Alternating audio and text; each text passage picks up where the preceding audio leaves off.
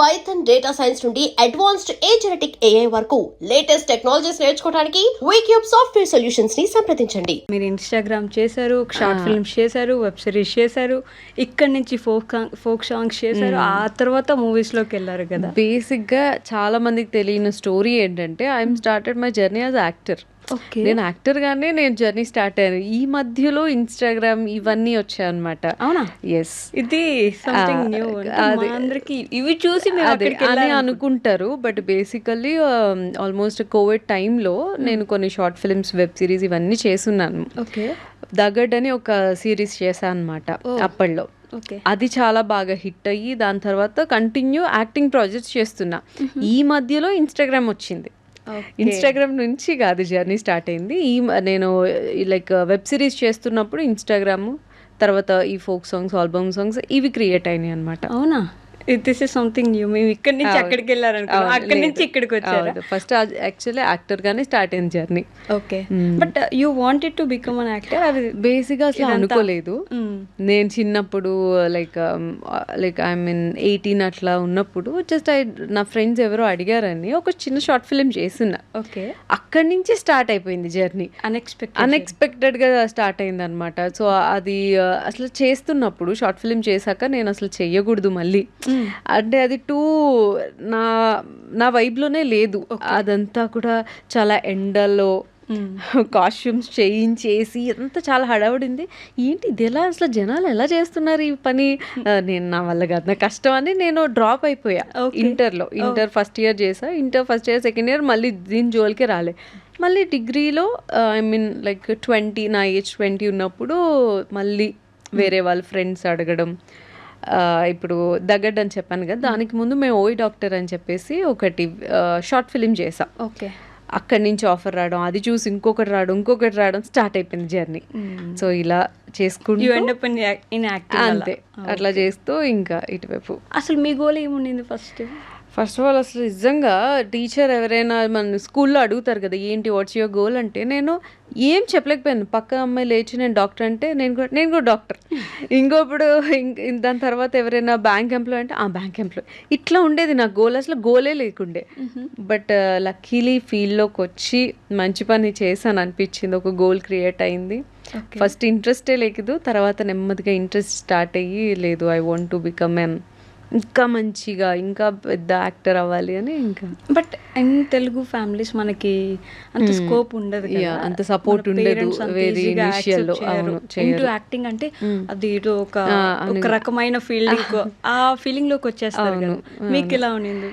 చెప్పాలని నాకు కూడా కొంచెం అలాగే స్ట్రగుల్తోనే స్టార్ట్ అయింది. ఓకే, మా మదర్ మాకు బాగా సపోర్ట్ అనమాట ఈ ఫీల్డ్లో. డాడీ అయితే వద్దు ఎందుకు ఇవన్నీ, చక్కగా అట్లా ఉద్యోగం చేసుకో, కానీ ఉద్యోగం చేసుకొని అట్లానే ఉండిపోయి ఉంటే మేబీ ఇంత వచ్చి ఉండేది కాదేమో. మంచి డెసిషన్ తీసుకున్నాం అప్పుడు. అందరూ ఎందుకు ఇది చాలా తప్పు డెసిషన్, మీరు రాంగ్ వేలోకి వెళ్ళిపోతున్నారు అని అట్లా ఉండేది. బట్ అందరూ ఇప్పుడు నన్ను చూసి లేదు మీరు అప్పుడు కరెక్ట్ డెసిషన్ తీసుకున్నారు, పాపని ఇలా తీసుకురావడం అని మా మదర్ని పొగిడి నన్ను పొగిడి ఇట్లా మంచి సరౌండింగ్ అయితే ఇప్పుడు ప్రస్తుతానికి ఉన్నాం. అంటే మీరు అంటే బ్యాక్ బెంచరా లేకపోతే టాప్ క్లాస్ స్టూడెంటా? బ్యాక్ కి ఫ్రంట్ కి మధ్యలో ఒక బెంచ్ ఉంటుంది కదా, ఆ బెంచ్ స్టూడెంట్ నేను. అటు కాదు ఇటు కాదు, సేఫ్, ఎప్పుడు సేఫ్ అంతేనా? అంటే బాగా చదవడం, ఓవర్ మార్క్స్ వచ్చేయడం అట్లా కాదు. ఎప్పుడు మా ఇంట్లో కూడా పెద్ద స్ట్రెస్ ఏమి స్టడీస్ లో టాపర్ అయిపోవాలని ఏం లేదు. చక్కగా పాస్ అయ్యి బయటకు వచ్చేసాయి, హ్యాపీ పాస్ అవ్వు, నాలెడ్జ్ పెంచుకో అంతే. మార్క్స్ మీద అట్లా ఏం లేదు. బట్ చదువుకుని అంతే బాగా చదువుకున్నాను. అవునా?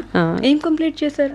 BSc computers degree, BSc computers అయిపోయింది. మంచి స్కోరింగ్తోనే బయటకు వచ్చాం. కాకపోతే అనుకోకుండా ఇటు రావడం వల్ల దాని వల్ల పెద్ద ఉపయోగపడలేదు చదువు.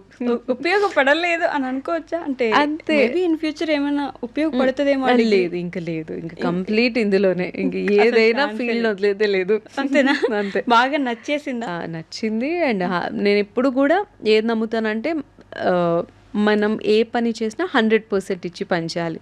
సో అట్లాగే నాకు వచ్చిన ఆఫర్స్ని కూడా నేను 100% అది ఒక పాట చేయనివ్వండి, వెబ్ సిరీస్, ఫిలిం ఏదైనా 100% ఇచ్చి చేస్తా. అదే నన్ను ఇట్లా నిలబెట్టి ఇంకా ముందుకు తీసుకెళ్తుంది. ఓకే, ఈ పోరి రాయ జాతర రీసెంట్ మీరు చేశారా? ముందు దానికి ముందు ఇంకొక ఓన్ సాంగ్ ఉందా? లేదు, ఆల్రెడీ అది అయిపోయింది. ఇది డీజే వర్షన్, డీజే వర్షన్ చేశాను. సూపర్ కాంప్లిమెంట్స్ వచ్చినాయి. నేను ఎప్పుడు అంత మాసీ లుక్ లో, క్లాసీ లుక్ లో ఫోక్ సాంగ్స్ లో కనిపించే, ఎప్పుడు ట్రెడిషనల్ గా లంగా ఓనీలు, చీరలు అవే. ఇందులో కూడా చీరలే, బట్ సంథింగ్ మాసీ కైండ్ అన్నమాట. సో మంచి కాంప్లిమెంట్స్ వచ్చాయి అసలు, చాలా బాగుంది. సాంగ్ కి మీ అవుట్ ఫిట్స్ కానీ మీ యాక్షన్ కానీ బాగా సూట్ అయిపోయింది. బట్ అంటే ఆల్రెడీ ఒకరు చేసిన సాంగ్ కదా అని మీకు మైండ్ లో ఏం రాలేదా? నాకు అట్లా ఏమనిపించలేదు. అది ఆల్రెడీ హిట్ అయిన పాట, ముందు కూడా మంచి హిట్ అయింది. సో ఆ పాట వినగానే ఇది నాకు ఇంకా బాగా అనిపించింది, చేశాను. అట్లా ఇంకొకరు చేసింది మనం చేయకూడదు అట్లా నేను ఫీల్ అవ్వలేదు, ఎప్పుడు అనుకోలేదు. ఫోక్ ఇండస్ట్రీ మీద ఒపీనియన్ ఏంటి మీకు? ఫోక్ ఇండస్ట్రీ మీద అంటే ఇదివరకు అయితే చాలా మంచిగా స్లో మెలోడీ సాంగ్స్ ఉండేవి ఒకప్పుడు నేను స్టార్ట్ చేసినప్పుడు. ఓకే, చాలా సింపుల్ గా, స్లోగా. అంటే మీరు స్టార్ట్ చేసినప్పుడు అంటే ఏంటి? నేను స్టార్ట్ చేసినప్పుడు అంటే వన్స్ అపాన్ ఏ టైమ్, అంటే ఒక 4 years బ్యాక్ అనుకోండి, 4.5 years బ్యాక్ నేను అప్పుడు కొన్ని ఫోక్ సాంగ్స్ చేశాను. ఇప్పుడు రీసెంట్ గా కొంచెం ఎక్కువ ట్రెండ్ అయింది, పాటలన్నీ కూడా ఇంకా బాగా జనాలు వింటున్నారు. సో ఇంకా ఎక్కువ పాటలు వచ్చాయి. బట్ అప్పుడు కొన్ని పాటలే, అప్పుడు mostly love failure songs, very melody songs అట్లా ఉండేది.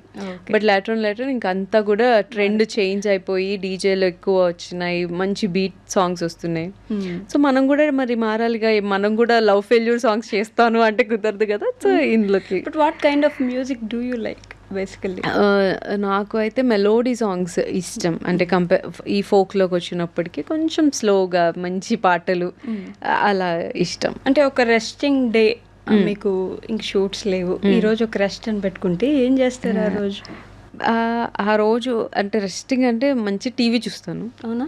బాగా టీవీ చూస్తాను చాలా. అంటే లేదు, సినిమాలే, ఓటీటీ ఫిలిమ్స్, నెట్ఫ్లిక్స్ లో ఏదో ఒకటి. సినిమాలు అంటే చాలా చాలా ఇష్టం చిన్నప్పటి నుంచి. అది మరి అంటే నేను చెయ్యాలి అన్న దానికన్నా చూడడం చాలా ఇష్టం. ఇప్పటికీ కూడా థియేటర్లో ఏదైనా సినిమా రిలీజ్ అవ్వడం పాపం వెళ్ళి చూస్తా. అది హిట్ ఫ్లాప్ తో నాకు అస్సలు సంబంధం లేదు, ప్రతి సినిమా చూడాల్సిందే, మిస్ అవ్వకుండా. అస్సలు మిస్ అవ్వను. టీఎఫ్ఐ కట్టుబాటు, ఏ సినిమా అయినా చూసేస్తాను నేను. అది కూడా మళ్ళీ లైక్ థియేటర్కి వెళ్ళే టీఎఫ్ఐ మనదే అంతే. అంటే మనం బేసిక్ గా అన్ని సినిమాలు మిస్ అవ్వకుండా చూసే వాళ్ళని డెఫినెట్ గా. ఈ బిజీ స్కెడ్యూల్ లో కూడా టైం ఫర్ దట్. ఇప్పుడు మన ఇంటర్వ్యూ అయిపోయినా కూడా ప్లాన్ ఉంది వెళ్ళాలని. సినిమా నాకు తెలిసి ఏ సినిమాకి వెళ్తున్నారు? డీసీ. అది ఒకటి చూడాల్సింది, అది మిగిలి ఉంటుంది. సో కొరియన్ కనకరాజు నిన్ననే చూసొచ్చాను. చూసేసారా? ఇంకా మళ్ళీ వరుసగా సినిమాలు ఉన్నాయి కదా. అంతే. తెలుగు ఫిల్మ్ ఇండస్ట్రీ మీద కూడా అంటే ఇంతకు ముందు వరకు ఒక ఒపీనియన్ ఉండేది, తెలుగు అమ్మాయిలకి ఫిల్మ్ ఇండస్ట్రీలో అంత వెల్కమింగ్ లేదు, మిగతా వాళ్ళకు ఉంటుంది వెల్కమింగ్ గా మన ఇండస్ట్రీ అని చెప్పేసి. బట్ ఈ మధ్య కొంచెం చేంజ్ అవుతున్నట్టు కనిపిస్తుంది.